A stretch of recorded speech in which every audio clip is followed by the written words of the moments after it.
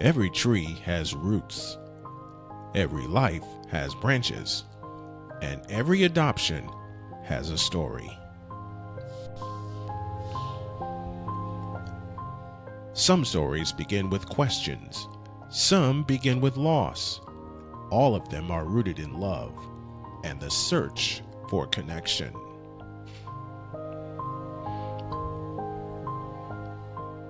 This is Janet Munro, and this is Roots and Branches Adoption Stories, a podcast where real stories take root and grow. Because the more we share, the more we understand, and understanding helps us grow.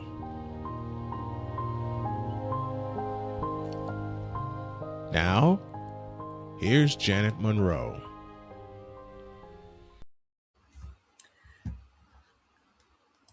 Hello, and welcome to our first episode of Roots and Branches Adoption Stories on KPHRED Radio. I'm Janet Munro, and today, this is personal. This show was not created in a boardroom. It was not created as a business plan. It was created from a phone call that changed my life. Roots are where we begin. Branches are what grow from those beginnings. And sometimes the space between is filled with silence.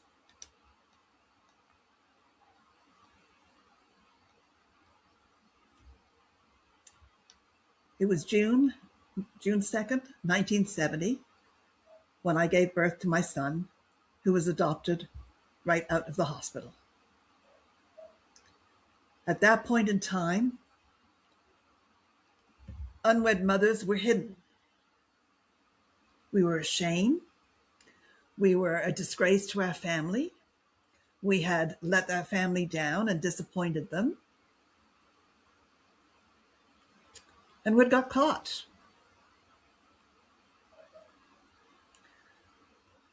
But I'm going to say I was 20 years old when I lost my virginity. I wasn't a person who slept around, not with a different man every night. I had a job in the summer of 1969 working at a fishing lodge in the Northwest Territories. And it was the last night at that fishing lodge where we had a party. And things happened. And when I arrived home 6 weeks later, I realized that I was pregnant. It was one of the most difficult times because I knew how upset my family would be. I was 20 years old and I wanted to make my own decision. I thought about it a lot. Abortion was out of the question because back in those days, abortion was in a back room with a knitting needle and no guarantee you'd ever be able to have children again. Adoption was the one possibility, and raising the child on my own was another possibility. Looking at raising the child on my own, I had no future, nothing planned. I had no job possibilities. I'd finished high school, worked for a year in the insurance business, which I absolutely hated. Went to university for a year to be a chartered accountant, and decided that would be as boring as working for the insurance company. But I did love my job at the fishing lodge and decided I wanted to get into the hospitality industry somehow or another. But working in the hospitality industry meant days, evenings, nights, no schedule. And how do you raise a child when you're in that industry without support? I lived at home with my mom and dad, but my mom and dad were speaking about moving to Montreal. We were in Winnipeg at the time, and Montreal was French. I didn't speak French. I wasn't good with languages. Didn't pick it up. And I did not want to move to Montreal. But how would I support a child on my own in Winnipeg without that parental support? I was raised by a mom and dad. My dad was an electrical engineer. My mom was a stay-at-home mom. You know, and those stay-at-home moms, they make you beds, they make you meals, they tuck you in, they kiss you goodnight. They're always there when you need them. I wasn't going to be that. So adoption was my story. As I said, unwed mothers were hidden. You're ashamed your child would be a bastard, and you don't speak about it. Well, I was old enough to choose, but I would not be free from judgment if people find out. I was a birth mother before that term was spoken out loud. Back then, you were simply sent away. And I was sent away. When after the day that I told my mom, I wanted to tell my mom and dad at the same time, but couldn't do it. So I eventually sat down and I told my mom. That was the hardest thing I ever had to do. And then her words to me was, how am I going to tell your dad? And I thought to myself, I don't know, because I couldn't tell him. But my mom told him for me, and I went up and spoke to them and told them I'd already made up my mind about adoption, that would be the best thing for this child. My mom and dad wanted to meet the father of the child, which they did. He came over with his parents. Of course, my parents were talking about marriage. I said, there's no way that I want to marry this gentleman. It was a one-night event.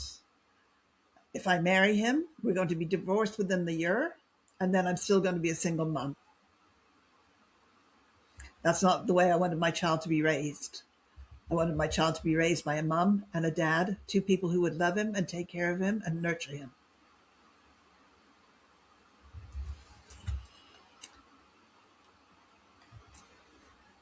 After I told my mom and dad, we got through Christmas, and then at the beginning of January of 1970, they sent me to a family home. It was a mom, dad, two children. I looked after the house, made lunches for the kids, got them dressed, ready for school, taken care of. Every Sunday, my dad would come and pick me up and take me home for Sunday dinner. But you know, in that car, he never spoke to me. When he drove me back to the house, he never spoke to me. And I've always wondered if that was because he was so disappointed in me, or after he passed away, I wondered if he was just more disappointed in himself because that had happened. And he hadn't been able to protect his daughter.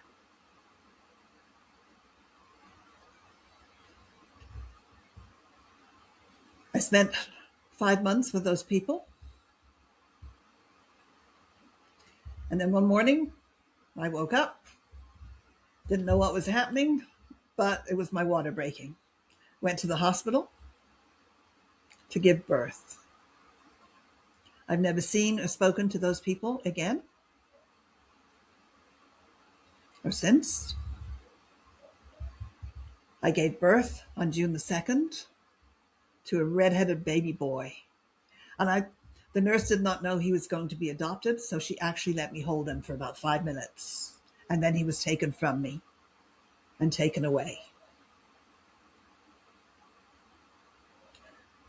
I went to see him a couple of times through the glass windows they had to the nursery. But then I ended up going home. And you go home as if nothing happened.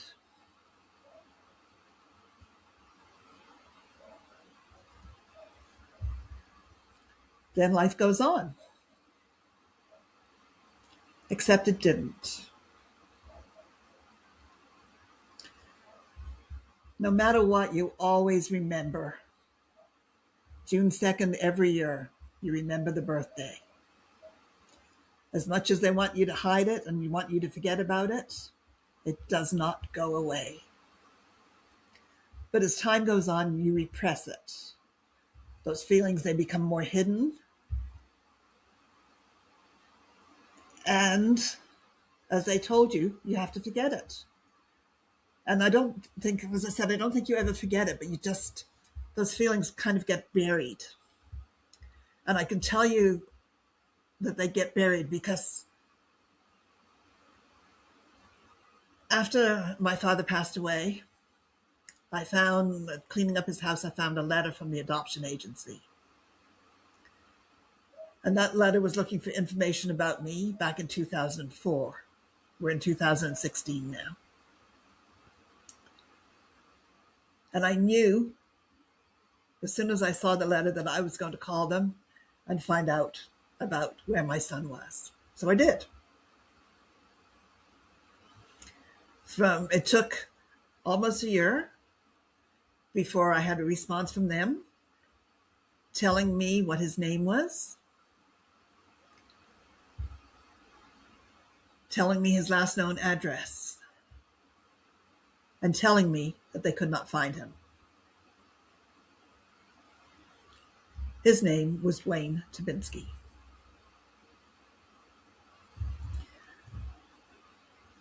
And what do you do when you have a name for someone and you don't know where they are? You Google. And that's exactly what I did. And the timing was right. And I say that because it came up that I noticed by a real estate agent that he had just sold a house to a Dwayne Tabinski in Nashville, Tennessee. And the link came up in blue. And when I clicked on the blue link, it took me to his Facebook page. And it said that he was born in Winnipeg, Manitoba, that he lived in Kansas, and he was now in Nashville. Well, let me tell you, there can't be too many Dwayne Tabinskis from Winnipeg, Manitoba, and that's where he was born. It took me, as I said, to his Facebook page and told me where he was working. And I sent him a message through Messenger. I friended him and I sent him a message through Messenger and asked him if he was a Dwayne Tabinski that had lived at this address in Winnipeg.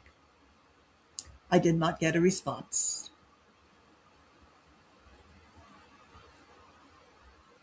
But my family and I were headed to Florida, to Orlando. We were going to drive down to Orlando in May.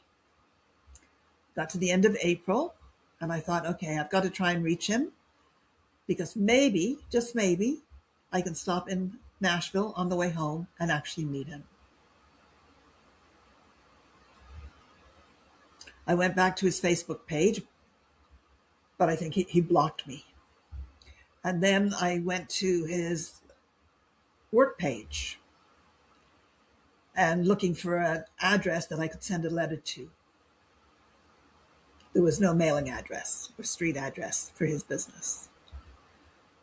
But there was an email address for him. And it was a Saturday night, and I thought, okay, I'll send him an email. And being old school, and not one who checked my emails all the time, I figured he wouldn't get that until Monday morning when he went to work. But I was wrong. He got that email on that Saturday night and was reading it while he was sitting at a bar. His wife came up to him and said to him, "You're not supposed to be reading your emails. We're supposed to be out having fun." And he said, "I think I just got an email from my birth mom." And she said to him, "Oh, really? What would you like to do? Would you like to go home or would you like another drink?" So his response was, "I'll have another drink." When I went to bed that night, he'd friended me on Facebook. And I thought, oh my goodness, that means he read my email. And I wasn't quite prepared for that because I was waiting till Monday. I knew it would happen on Monday. And I go to bed and I'm wondering what kind of a Pandora's box have I opened? Because when you're looking for the child or the child's looking for the birth mother, You don't imagine the results. You don't know how you're going to feel when you get in touch. And you don't really think about that because you're not sure that you're ever going to find them. And it's that uncertainty that makes you decide not to look at actually finding them and going further.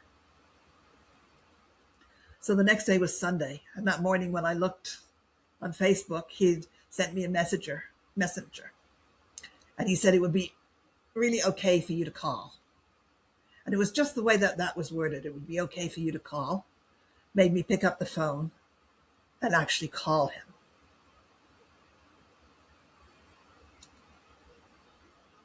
Before I even got a chance to say hello, he picked up the phone and he says, I have 3 things I want to tell you.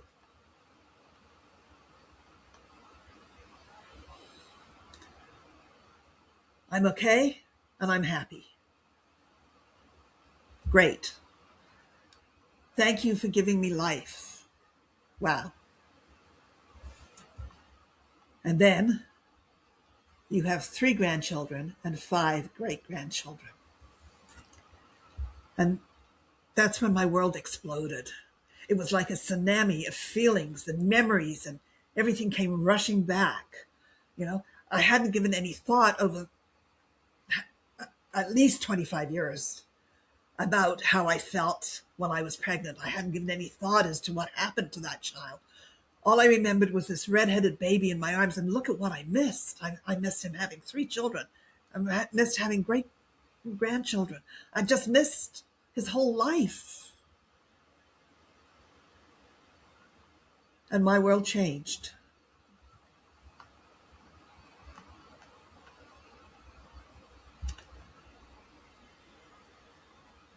You immediately start wondering, what would it be like if you had raised him? Would his life have been the same? Or would it have been better? He had great parents who loved him dearly, and he was number 1 as far as they were concerned. But he had 3 children from 3 different women. He was married 4 times. His mom and dad had not been to any of his weddings. His mom got to go to his 4th one. And you wonder how adoption just played in all that. And through these episodes that we're presenting, I have to tell you that this is a healing process for me as well. It makes me realize I'm not the only one that's gone through all of this.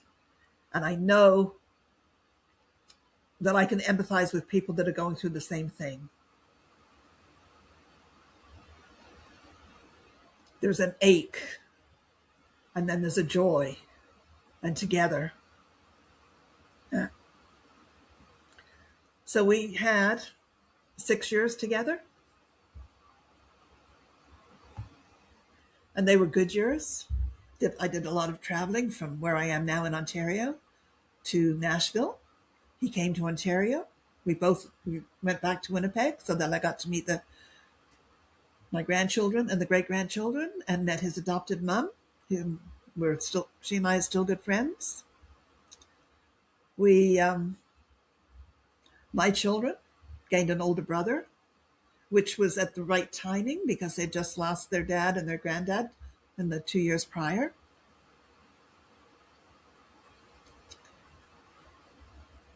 But we only had 6 years. And it was not enough. In 2023, he died in a workplace accident.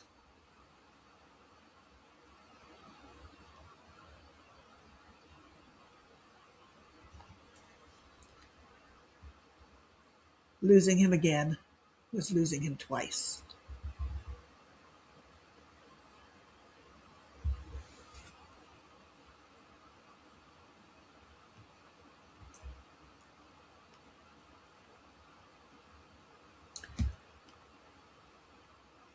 But today we're doing Roots and Branches. And adoption is just not one story. That was my story. That lets you know why I am doing this. and what it means to me to be part of this. It isn't just the story of a birth mother or an adoptive parent. It's also the story of the child who grows up inside the system. And that's why I'm not doing this alone. Sitting across from me is someone whose experience is very different from mine, but just as powerful. Matt Stafford grew up in foster care. He was permanently placed with a family who cared for him, but he was never formally adopted. He lived in that space so many children live in, belonging, but not quite fully. Today, Matt works with youth, mentoring, guiding, walking alongside kids who are struggling to find their footing. He has a mentoring organization called VincentJamesMentoring.org. And Matt is giving his life to those that need his assistance. So Matt, I'm grateful that you're here. Welcome to Roots and Branches on KPHRED. Well, I am very grateful, Janet, for you to ask me to be your co-host on here as well. And one of the wonderful things that I hope to showcase the different stories and the heart set of everyone that we come across to maybe with the ones that are looking to adopt or wondering how to even do things within the system or without this or outside of the system, have the courage to share their story, to encourage them to potentially adopt or foster. I hope to inspire a lot of people to change their lives. Fantastic, Matt. So let's talk a little bit about your story. Yes. What did it feel like to belong but not fully? So let me start off first about I don't consider myself fostered, even that I was fostered. There's a term called permanent placement. It's like adoption, but the biological parents keep their rights. So my biological mother kept her rights for me and my brother. Me and my brother were permanently placed in our family, and with that, it set a foundation of change, but we had a rocky foundation as well because we had 7 deaths in our family in 6 years. So that So was. can I ask you there, Matt? You say 7 deaths in 6 years in your family. Is that your biological family or the family that you were permanently placed with?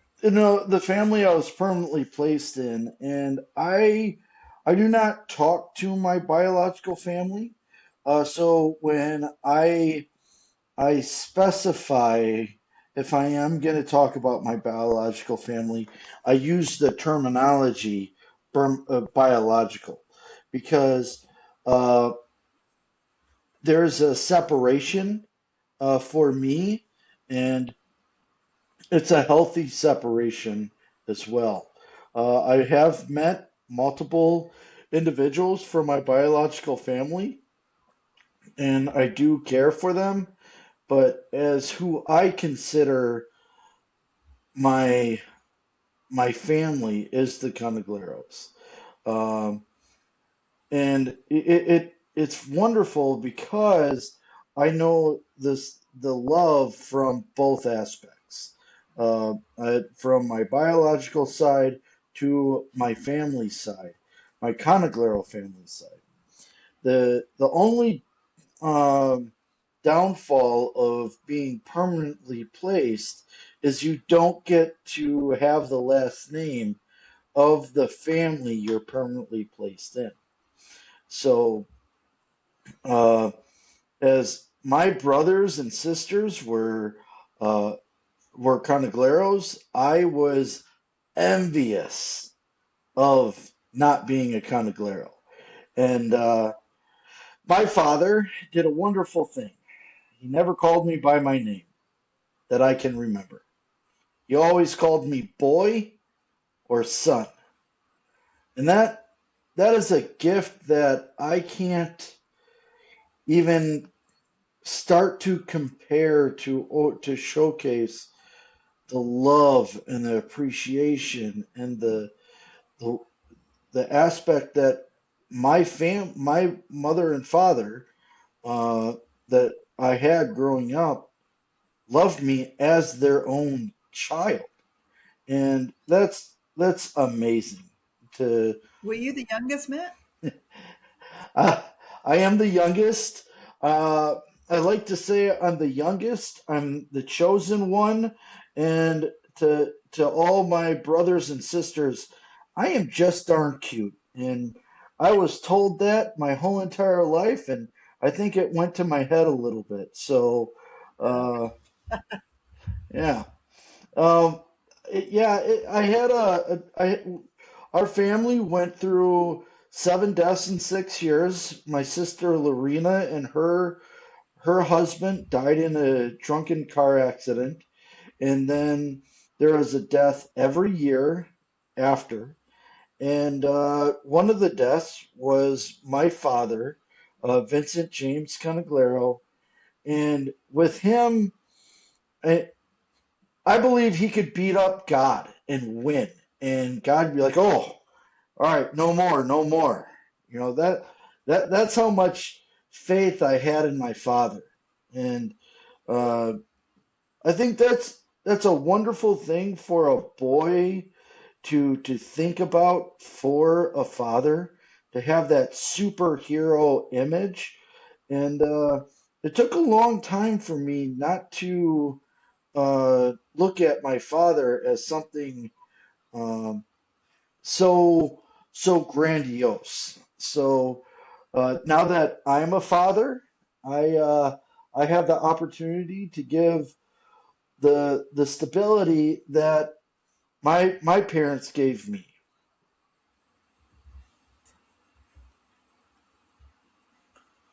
What did you believe about yourself as a child when you were Oh, growing up in the oh,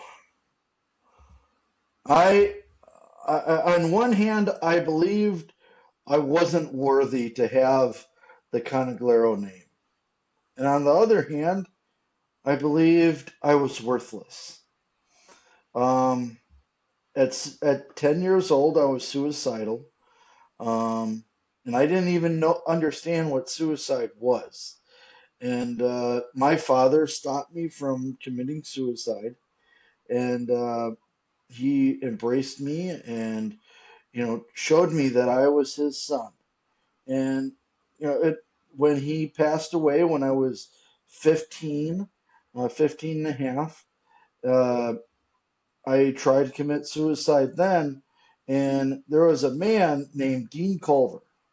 He started a place called the Teen Center, and he gave me a hug. I was the second teen to walk through the doors, and with the same hug my father gave me, Dean gave me. And so I threw my backpack away that had a suicide note and a butcher's knife in it, and I got into the teen mentoring world. I was 15 and, you know, just full of just anger and frustration and misunderstood.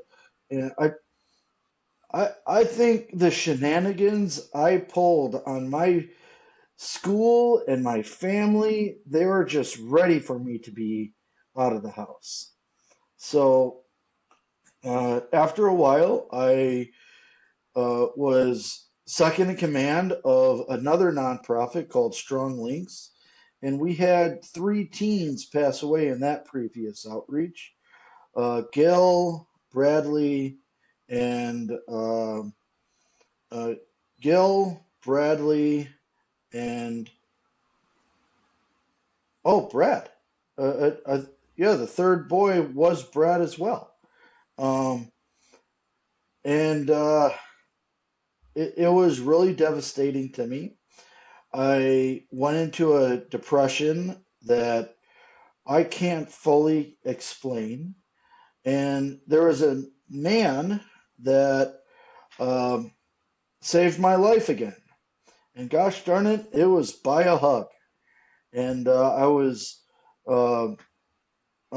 going through life just miserable. And as the previous outreach that I was in, uh, the director decided to dissolve it, and I looked at my life was over.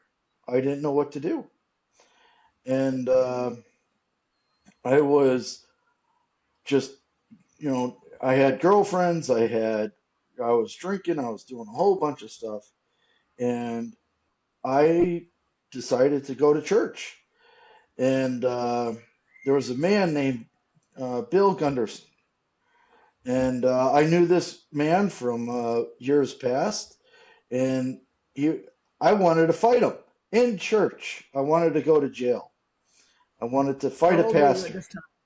I was uh, I was probably 28 at this point. This was right out of my depression when I started Vincent James mentoring. And Bill Gunderson, when I walked into Fox River Christian Church in Waukesha, he didn't know it, but I was going to fight him and go to jail.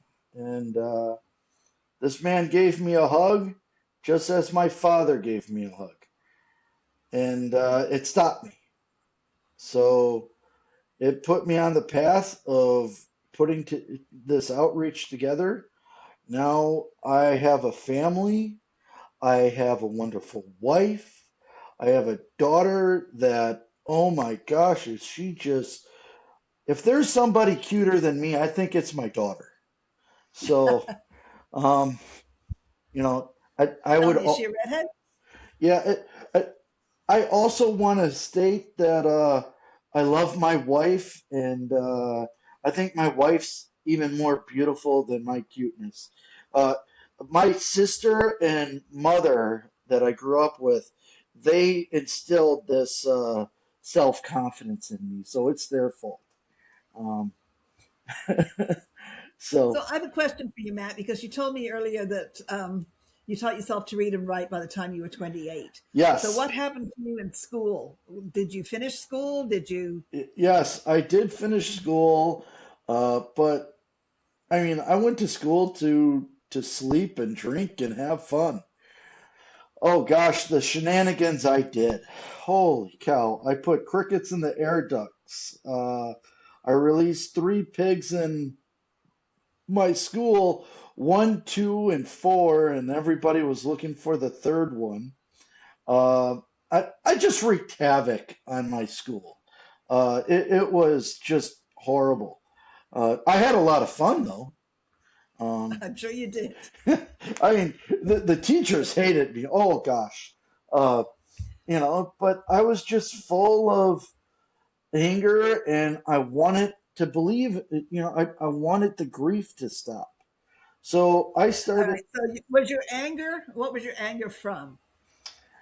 uh, that I thought God killed my family, and I hated God at the time, and I didn't know how to manage my grief.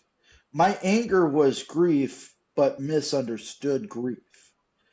And And that was because of the you said 6 deaths in 5 years, or 7 deaths in 6 years. and that was from the age of 9 to the age of 15. Nope. From the age of 12 and on. All right. No. And most of the time, the deaths happened around my birthday as well. So not every single one of them, but like four of them happened around my birthday. If it wasn't right in November, it was really close to it. And I just couldn't catch a break. So, So that was a trauma that was going through, along with being permanently placed. You yeah, I had the wanted my trauma of mother's birthday death. cake. Absolutely. So, what about other youth today? Do you find, and when you're mentoring, that the youth of today have some kind of trauma that, other than the fact that they're adopted So, in their lives? every single person on the face of the planet has some type of trauma. If you're going, there's trauma that you allow it to control your life, or you control it. So I developed a nonprofit that helps manage people's understanding for trauma. It's a mentoring and a counseling nonprofit. We get to serve the ones that no one really wants to serve, that is extremely difficult to serve. And to be honest, gosh, drama is kind of my lifestyle. It's comfortable to listen to someone's problems and find a solution. And I'm not saying I'm God's gift to green earth, but I believe that everyone is God's gift to green earth. And what we need to do is serve each other. And like Roots and Branches, help serve individuals needing to heal, needing to be inspired, and to be educated. And that's why I'm so glad to be a part of this with you and to go down this journey with you. Well, thank you. I'm so glad that you're here. Yeah. So I would like to know a little bit about Canada. I hear there's mooses just walking around everywhere. No, and we don't live in igloos. No, Sorry to no, disappoint you. no. I mean, so from the United States, I live in Wisconsin, and I'm from a beer drinking, Packer loving, you know, Yeah, this, Wisconsin is the dairy state, y- correct? yes, yes. But That's on your license plates, if I remember rightly. absolutely. And whoever's listening, I believe God made our state uh, after uh, heaven. We got wonderful seasons.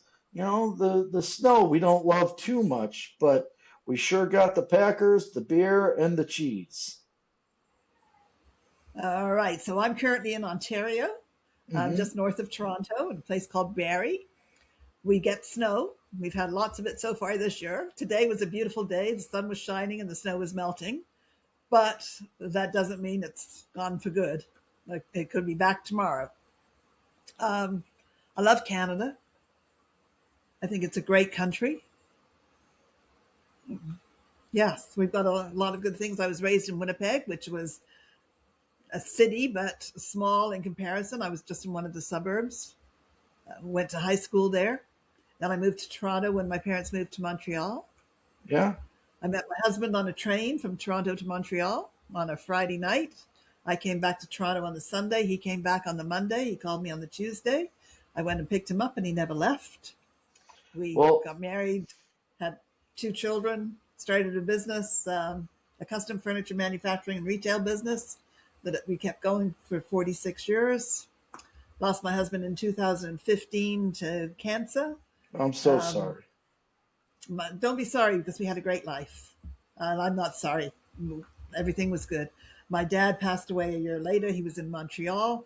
But in that year, I got to spend more time with him than I had in the last 20, because I didn't have any other responsibilities at the time. So my husband and I have two children, um, who got along very well with Dwayne and were very close to him. Hmm. And now I have I've had three children, including Dwayne, and then I have six grandchildren because my youngest son, Ken, just gave birth to a son this year. He and his wife added another son to the grandchildren. And I have seven great grandchildren now. So life is good. Life is full. I've been all around we traveled a lot in road trips, and one time we went to the Niagara Falls, and my dad was wondering why I didn't go over the Niagara Falls over on the Canada side in a barrel. And he was about to do it, and I said, Dad, I think that's just I think that's a folk tale. And he says, whatever. I'm kidding. Well, there are a few people that have been over and survived, but there are those that have been over and not survived. Well, I'm Niagara kind of Falls is fairly joking, close. but it is wonderful the similarities that we have, but also we have a lot of differences compared to the adoption and agencies, the social systems, and how things run. And you know, I would expect our listeners are from all across the world. Yes, they are. And adoption in Canada is different now to what it was in 1970. 1970, you just signed a piece of paper, and the adopted parents, Shirley and Mike, they had to go through home visits and make sure the house was correct and that they were capable of looking after a child. And but it was not. They never had to pay anything for it. And in fact, when they adopted Dwayne, Shirley told me that the week after he came home from the hospital, there was a trainload of 40 babies that was sent to Minneapolis to be Whoa! adopted because there were not enough people in the area to adopt. Wow! So we lost 40 Canadian babies to uh, the United States. And hopefully they were all raised and with good families and happy. Well, they got dual. I don't know if they kept dual citizenship, but it's wonderful that there's families out there. There's individuals that uh, have the calling to adopt and to foster, and it's very tough on both sides. To give up your biological child and to be an adoptive parent or a foster parent. And I hope that with this platform that we have, that we're growing, is that we inspire people to learn more, to think about adoption or foster care, or to help support the families that do have foster care and adoption, and to support the individuals that feel it's necessary to give up their children, and for different situations, and that just must be heartbreaking. But knowing that they're going to a home that serves them well. So what does family mean to you now? Oh, so family, it's got. I have a term in my outreach: forever family, forever intertwined. Um, I don't really know how to explain it except that. My father was not my biological father. He and my mother wasn't my biological mother, but they gave us love, stability, and they gave us things that we wouldn't have had with our biological parents. And our biological parents were mentally disabled, and they wanted to harm my brother and myself. So for them to give us up was a wonderful thing. But the term family, to me, I don't know if I can put it into words, uh, really, because my father never said family. He just called me his son and his boy, and he loved everybody. Holy cow! Our house was a chaotic, organized zoo. Uh, the neighbors were his sons and daughters, and my father was a friend to everybody. But he had the sarcasm and the stoicness to back it up. And he was a jokester at heart. Um, but what's wonderful about my family is that my family is big, but we're also very connected, and we still love each other tremendously. We don't consider each other foster brothers, or foster kids, or my my foster mother does not consider herself a foster mother. Um, my sister that's still alive doesn't consider me a foster brother. She considers me a brother. And I got a shout out to my two brothers that are muscle car heads, and I got to learn uh, how to work on cars a little bit growing up. Um, I love a '68 Ford Mustang, and that was the first car I was ever in, and I just loved it. My one brother has a Dodge. No, he has a Barracuda. I apologize. A Mopar uh,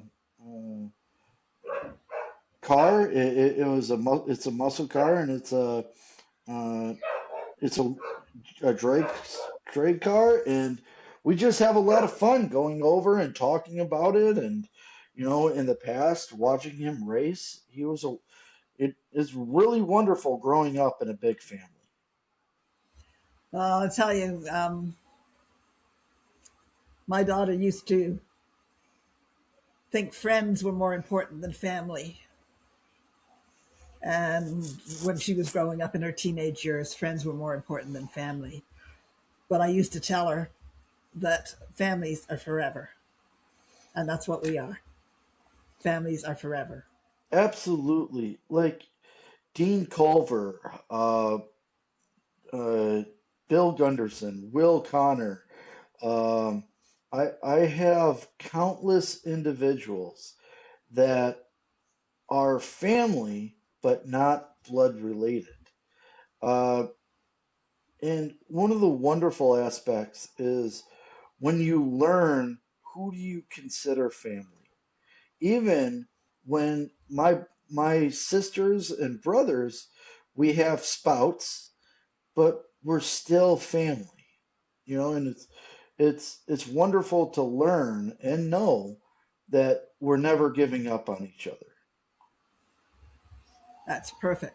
So, what do you think that people misunderstand most about adoption?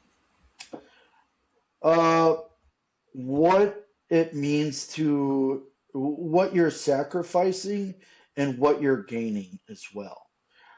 With adoption and foster care or permanent placement, what you're sacrificing, what you're giving up of yourself, of your time, of your energy, but what you're gaining. You're gaining a new family member that you have asked for, and you're giving stability to a son or a daughter, to the individuals that don't that have the issues of where do I belong? How do I belong? It's a wonderful gift. It's a beautiful gift, but it comes with a hefty price tag. It does. Adoption is not a single event, it's a lifelong experience. Right. And it takes a, a village to help the family, the mother and father, or in our new day and age, how people live, if it's a wife and a wife, or however their partnership looks. And I traditionally look at a family as a husband and wife, and then their children. But what I want people to know is there's children, you know, babies, young kids, teenagers that need love and stability, and they need a sense of belonging. I think the biggest misunderstanding is the sense of belonging.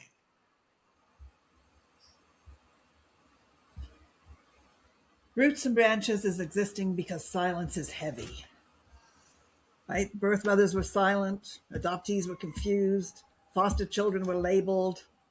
So this is a show where we speak. This is not about blame. It's not about sides. It is about the truth. So if you are part of this world, your story matters. You can find Roots and Branches at www.youtube.com/@ Roots and Branches AS. And the website is rootsandbranchesadoptionstories.com. If you need to call, that phone number is 615-870-6433. For Matt, his organization is vincentjamesmentoring.org.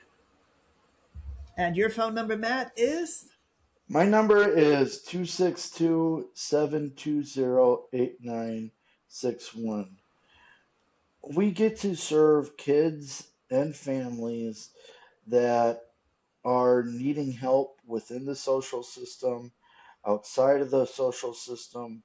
Anybody that has any type of help that needs help with organizing and structure, or just needing a shoulder to cry on.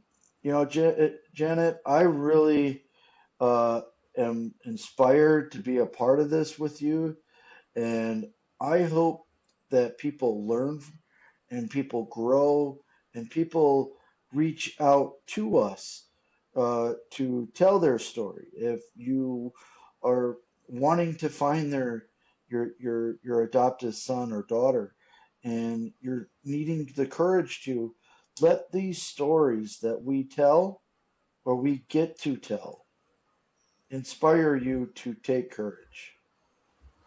So if you could say one thing to the child you once were, what would you say, Matt? Don't put itching powder in your shampoo. Don't put itching powder in your brother's shampoo. You're going to get a whooping. But all sincerity is, calm down. It's okay. You don't need to fight. And my answer to that, ladies and gentlemen, is use protection. I didn't know about back in 1970. I'd never heard the word condom before, had no idea what it was. But I can tell you, when you become pregnant and you have to make a choice between abortion, adoption, or raising a child alone, those are all the most difficult choices that you could possibly ever have to make. Use protection so you're never in that position. Do you agree with me on that one, Matt? I agree on always doing the right thing for yourself. Adopt and give your child up. I feel there's always an opportunity for life. Right. Adoption begins with a decision, but it does not end there. It grows roots. It forms branches. And sometimes it circles back home. So thank you for being with us for our very first episode on KPHRED Radio. I'm Janet Munro. Until next time, honor your roots, cherish your branches, and never underestimate the power of your own story.